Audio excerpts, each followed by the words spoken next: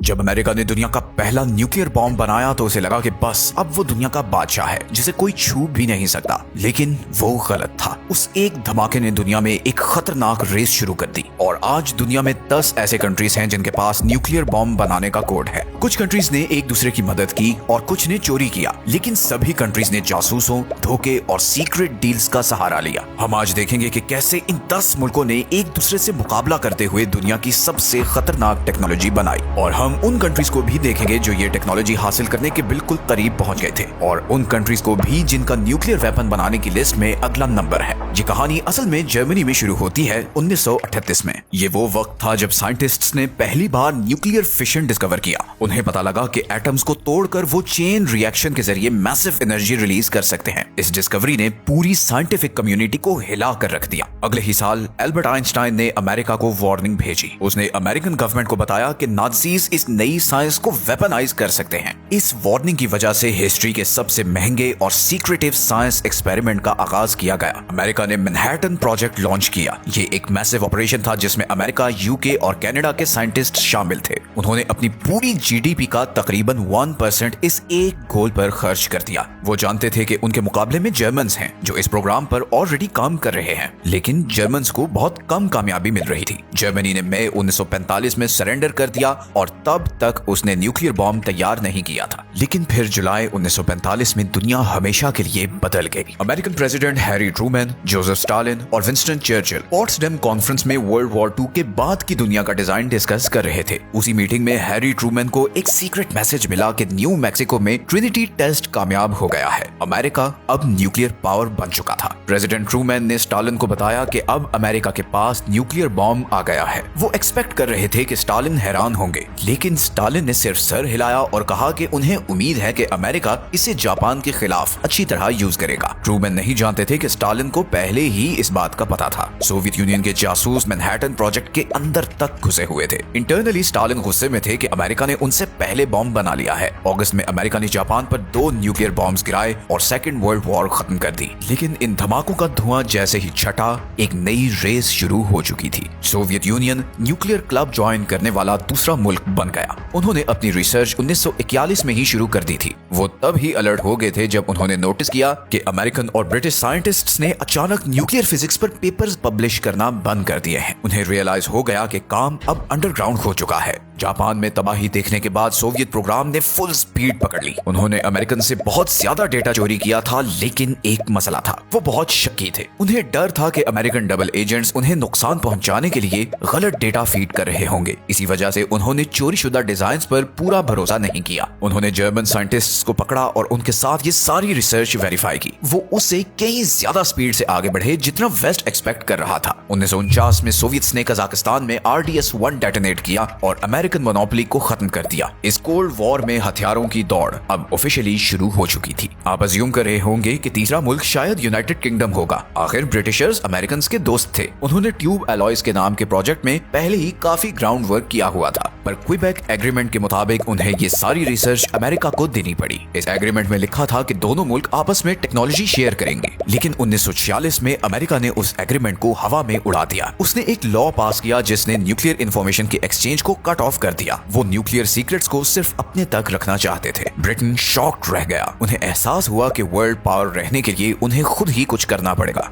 उनके पास अभी भी दुनिया की सबसे ज्यादा यूरेनियम सप्लाई थी और साथ में नॉलेज भी थी। उन्होंने बहुत तेज काम किया। 1952 में यूके ने ऑस्ट्रेलिया के साहिल पर अपना पहला बॉम्ब डेटोनेट किया, जिसे ऑपरेशन हरिकेन का नाम दिया गया, और इस तरह ब्रिटेन भी न्यूक्लियर कंट्री बन गया। लेकिन अब गेम बदल रही थी। जो बॉम्ब्स जापान पर गिराए गए थे वो फिजन बॉम्ब्स थे। अब 1950s में साइंटिस्ट्स किसी ऐसी चीज पर काम कर रहे थे जो इससे कहीं ज्यादा खतरनाक थी। वो थर्मो न्यूक्लियर वेपन्स बना रहे थे, जिन्हें हाइड्रोजन बॉम्ब्स भी कहते हैं। एटम्स को तोड़ने के बजाय ये बॉम्ब्स उन्हें आपस में फ्यूज करके बनाए जाते थे। ये बॉम्ब हिरोशिमा पर गिराए गए बॉम्ब से सैकड़ों गुना ज्यादा ताकतवर थे। ओपेनहाइमर जैसे साइंटिस्ट्स ने गवर्नमेंट को रिक्वेस्ट की कि इन्हें मत बनाओ। उन्होंने वार्न किया कि ये इंसानियत को तबाही की तरफ ले जाएगी, लेकिन प्रेसिडेंट ट्रूमैन ने उन्हें इग्नोर कर दिया। 1952 में अमेरिका ने आईवी माइक टेस्ट किया। ये पहला हाइड्रोजन बॉम्ब था। सोवियट्स ने 1955 में और ब्रिटिश ने 1957 में हाइड्रोजन बॉम्ब टेस्ट कर लिया। इंसानों का डिस्ट्रक्शन पोटेंशियल अब 1000 गुना बढ़ चुका था। न्यूक्लियर बॉम्ब बनाने वाला चौथा कंट्री फ्रांस था। फ्रांस स्विस क्राइसिस के दौरान बहुत शर्मिंदा हुआ था और उसे लगा कि सुपर पावर्स उसे दबा रहे हैं। उसने फैसला किया कि उसे अपना खुद का डिफेंस चाहिए ताकि उसे एक यूरोपियन सुपर पावर माना जाए। अमेरिका फ्रांस के न्यूक्स रखने के सख्त खिलाफ था। उसने बहुत डिस्करेज करने की कोशिश की, लेकिन प्रेसिडेंट चार्ल्स डी गॉल डटे हुए थे। उन्होंने ये कहा कि न्यूक्लियर वेपन्स फ्रेंच सॉवरेनिटी के लिए बहुत जरूरी है। फ्रांस ने अफ्रीका में अपनी कॉलोनीज जैसे मेडागास्कर और गैबोन से यूरेनियम सोर्स मंगवाना शुरू किया। फ्रांस अभी भी वर्ल्ड वॉर 2 की तबाही से रिकवर कर रहा था, लेकिन उसके साइंटिस्ट्स ने बहुत मेहनत की। 1960 में फ्रांस अल्जीरिया के सहारा डेजर्ट में गया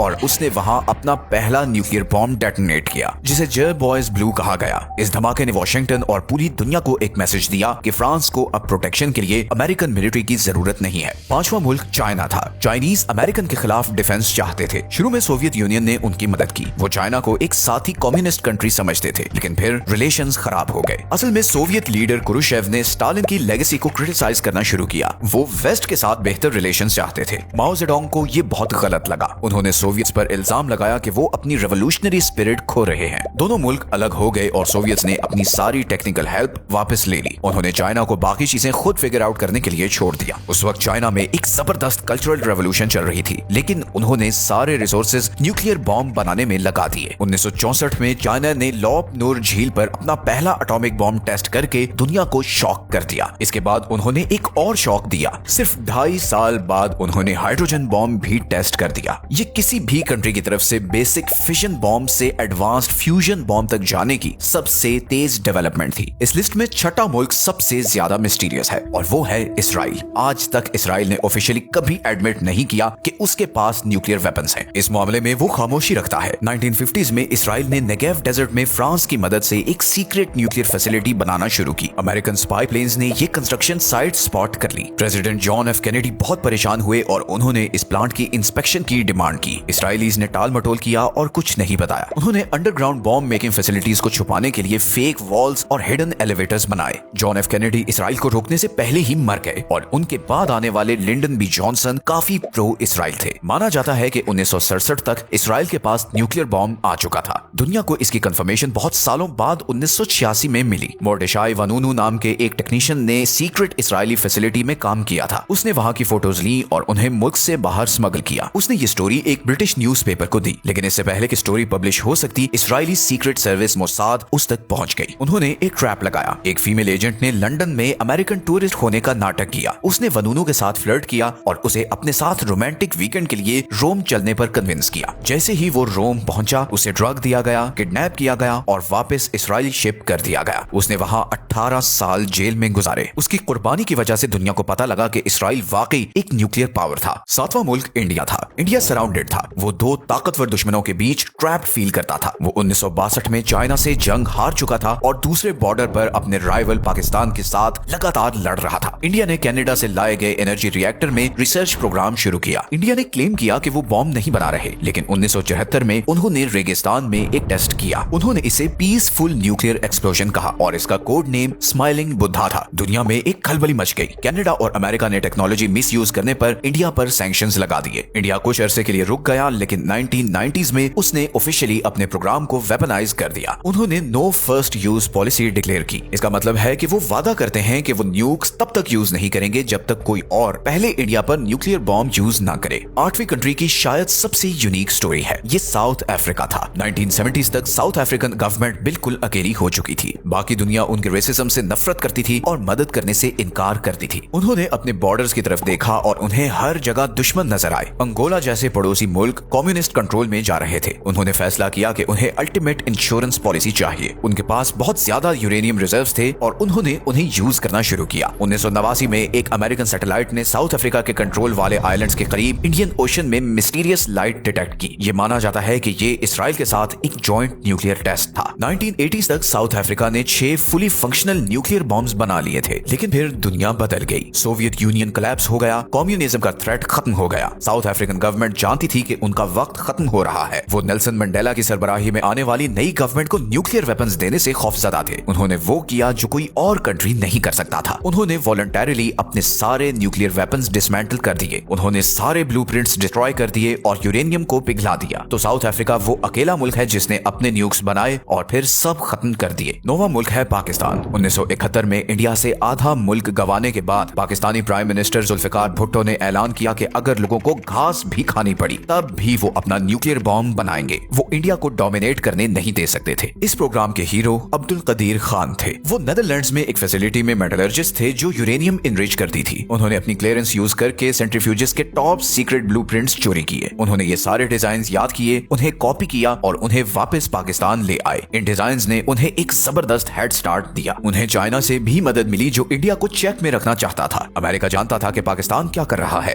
लेकिन अमेरिका को अफगानिस्तान में सोवियत से लड़ने के लिए पाकिस्तान की मदद चाहिए थी, इसलिए अमेरिकन ने आंखें बंद कर ली। 1998 में इंडिया के टेस्ट्स कंडक्ट करने के सिर्फ हफ्तों बाद पाकिस्तान ने भी जवाब दिया। उन्होंने पहाड़ों में 5 न्यूक्लियर बॉम्ब्स डेटोनेट किए। पाकिस्तान में सब खुश हो गए। उन्होंने प्लेइंग फील्ड बराबर कर दी थी। अनलाइक इंडिया, पाकिस्तान की फर्स्ट यूज पॉलिसी नहीं है। इसका मतलब है कि अगर उन्हें लगे कि वो कन्वेंशनल वॉर हारने वाले हैं तो वो न्यूक्लियर मिसाइल लॉन्च कर देंगे। और अब हम आते हैं इस लिस्ट के आखिरी कंट्री पर, और वो है नॉर्थ कोरिया। नॉर्थ कोरिया को उसी वजह से न्यूक्स चाहिए थे जिस वजह से बाकी सबको चाहिए थे। वो रिजीम सर्वाइवल चाहते थे। किम फैमिली को लगता था कि न्यूक्लियर बॉम्ब्स के बगैर अमेरिका उन पर अटैक कर देगा। उन्होंने शुरू में तो एनर्जी के लिए सोवियत मदद ली, लेकिन फिर एकदम सीक्रेसी में चले गए। उन्होंने वेपन्स ना बनाने का वादा करते हुए ट्रीटी साइन की और फिर उन ट्रीटीज को तोड़ दिया। उन्होंने वो डिजाइन यूज किए जो कहा जाता है कि उन्होंने पाकिस्तान से खरीदे थे। 2006 में नॉर्थ कोरिया ने अपना पहला अंडरग्राउंड न्यूक्लियर टेस्ट किया। ये एक छोटा एक्सप्लोजन था और कुछ एक्सपर्ट्स के मुताबिक ये पार्शियल फेलियर था, लेकिन वो कोशिश करते रहे। 2009 और 2013 में उन्होंने बड़े बॉम्ब्स टेस्ट किए। 2017 तक उन्होंने thermo nuclear hydrogen bomb test किया और आज उनके पास इंटरकॉन्टिनेंटल मिसाइल्स हैं जो थियोरेटिकली अमेरिका तक पहुंच सकते हैं। नॉर्थ कोरिया वो अकेला मुल्क है जिसने नॉन प्रोलिफरेशन ट्रीटी से विड्रॉ किया और न्यूक्लियर बॉम्ब बनाया। तो ये वो 10 कंट्रीज हैं जिन्होंने बॉम्ब बनाया, लेकिन कहानी सिर्फ इन तक महदूद नहीं है। ऐसे और भी मुल्क हैं जिनके पास न्यूक्लियर वेपन्स हैं। कोल्ड वॉर के दौरान अमेरिका और सोवियट्स ने पूरी दुनिया में अपने न्यूक्लियर वेपन्स छुपाए। अमेरिकन न्यूक्स आज भी बेल्जियम, जर्मनी, इटली, नेदरलैंड्स और तुर्की में पड़े हैं। रशिया ने अभी रिसेंटली टैक्टिकल न्यूक्लियर वेपन्स वापस बेलारूस में मूव किए हैं। हमें उन मुल्कों को भी देखना होगा जिन्होंने कोशिश की और फेल हो गए। आपको जानकर हैरत होगी कि कितने कंट्रीज न्यूक्लियर बॉम्ब बनाने के करीब थे। अर्जेंटीना और ब्राजील के पास मिलिट्री प्रोग्राम्स थे जो उन्होंने अबैंडन कर दिए। स्वीडन और स्विट्जरलैंड ने भी इस पर गौर किया था, लेकिन सबसे वोलेटाइल रीजन हमेशा से मिडिल ईस्ट रहा है। इराक के पास सद्दाम हुसैन के दौर में अपना न्यूक्लियर प्रोग्राम था। 1981 में इसराइल ने ऑपरेशन ओपरा लॉन्च किया और इराकी रिएक्टर पर एयर स्ट्राइक्स करके उसे तबाह कर दिया। 2007 में इसराइल ने यह दोबारा किया। उन्होंने सीरिया में एक सीक्रेट फैसिलिटी पर बॉम्ब गिराया जो नॉर्थ कोरिया की मदद से बनाई जा रही थी। इसराइल के लिए अब मसला ईरान है। ईरान सालों से यूरेनियम इनरिच कर रहा है। इसराइल और वेस्ट ने ईरान के न्यूक्लियर प्रोग्राम को टारगेट करके पीछे धकेल दिया है। एक और मुल्क है जिसे अक्सर नजरअंदाज किया जाता है और वो है जापान, जिसे एक्सपर्ट्स थ्रेशहोल्ड स्टेट कहते हैं। जापान के पास एडवांस्ड रॉकेट टेक्नोलॉजी और प्लूटोनियम के बड़े रिजर्व्स हैं। एक्सपर्ट्स मानते हैं कि अगर जापान चाहे तो वो महीनों में न्यूक्लियर वेपन्स बना सकता है। फिलहाल उनका पैसिफिस्ट कॉन्स्टिट्यूशन इसे रोकता है, लेकिन अगर एशिया में जियोपॉलिटिकल सिचुएशन बदलती है तो जापान कभी भी ट्रीटी तोड़ सकता है। और आखिर में हम उस चीज को नहीं भूल सकते जो समुद्रों की तह में है। ट्रीटीज और इंस्पेक्शन जमीन पर फोकस करती हैं, लेकिन न्यूक्लियर कंट्रीज की असल ताकत समुद्र की गहराई में है। America, Russia, UK, China, France और इंडिया सब न्यूक्लियर आर्म्ड सबमरीन्स ऑपरेट करते हैं। ये सबमरीन्स महीनों तक पानी के अंदर रह सकती हैं और इन्हें ट्रैक करना नामुमकिन है। ये इंश्योर करती हैं कि अगर मुल्क मैप से मिट भी जाए तो उनकी सबमरीन्स दुनिया में कहीं से भी रिटेलिएटरी स्ट्राइक्स लॉन्च कर सकती हैं। ये म्यूचुअली अश्योर्ड डिस्ट्रक्शन का कॉन्सेप्ट है। ये वही डेंजरस लॉजिक है जिसने 80 सालों से अमन कायम रखा हुआ है। ये टेक्नोलॉजी जो जर्मनी में एक लेबोरेटरी में शुरू हुई थी अब मैप के हर कोने में फैल चुकी है। हमने न्यूक्लियर क्लब को सिर्फ एक मेंबर से ग्रो होकर 10 तक जाते देखा है। ये टेक्नोलॉजी तो पुरानी है, लेकिन इसके ब्लूप्रिंट्स हर तरफ मौजूद हैं। अगले मुल्क को रोकने वाली वाहिद चीज पॉलिटिक्स है, साइंस नहीं। और अब सबसे खतरनाक सवाल ये है कि न्यूक्लियर बॉम्ब बनाने वाला वो 11वां कंट्री कौन होगा।